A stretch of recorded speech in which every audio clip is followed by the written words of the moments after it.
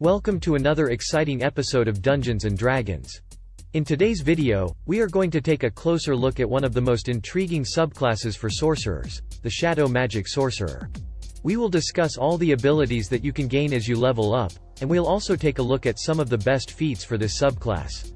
At level 1, you will gain the subclass feature of Eyes of the Dark, which will give you the ability to see through darkness as if it was dim light. This feature also grants you the ability to cast darkness as a spell once per day without using a spell slot. At level 1 you'll gain another subclass feature, called Strength of the Grave. Your existence in a twilight state between life and death makes you difficult to defeat. When damage reduces you to 0 hit points, you can make a Charisma saving throw, District of Columbia 5 plus the damage taken. On a success, you instead drop to 1 hit point. You can't use this feature if you are reduced to 0 hit points by radiant damage or by a critical hit. After the saving throw succeeds, you can't use this feature again until you finish a long rest.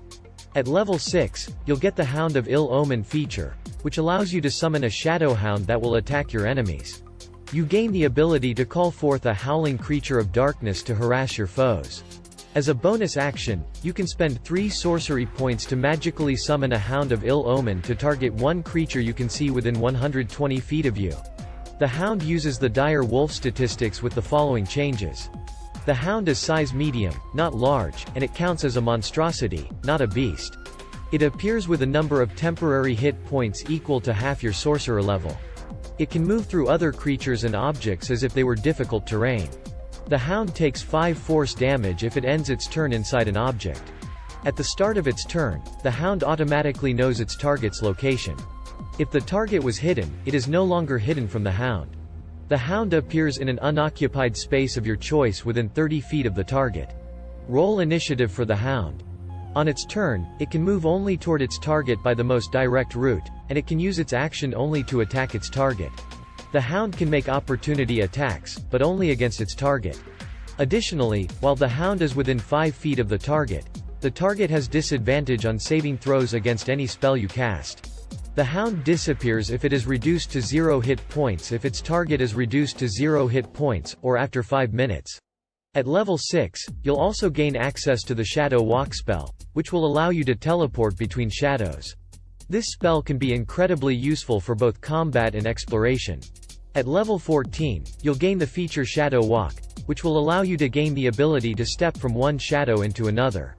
When you are in dim light or darkness, as a bonus action, you can magically teleport up to 120 feet to an unoccupied space you can see that is also in dim light or darkness.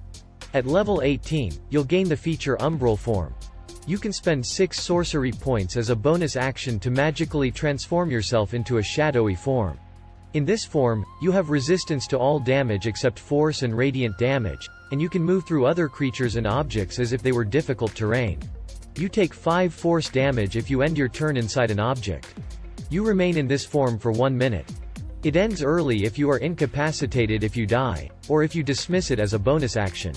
When it comes to feats, there are a few that stand out as particularly useful for shadow magic sorcerers. One of these is the Warcaster feat. This feat will allow you to cast spells even when you have weapons or a shield in your hands, and it will also grant you advantage on concentration checks. Another great feat for this subclass is the Mobile feat. This feat will allow you to move through difficult terrain more easily, and it will also allow you to move away from enemies without provoking opportunity attacks. This can be incredibly useful for staying out of harm's way while still dealing damage to your foes. That's all for today's video on the Shadow Magic Sorcerer. We hope that this video has helped you to better understand this intriguing subclass and all the abilities that it has to offer. Don't forget to subscribe to our channel for more Dungeons & Dragons content, and as always, thank you for watching.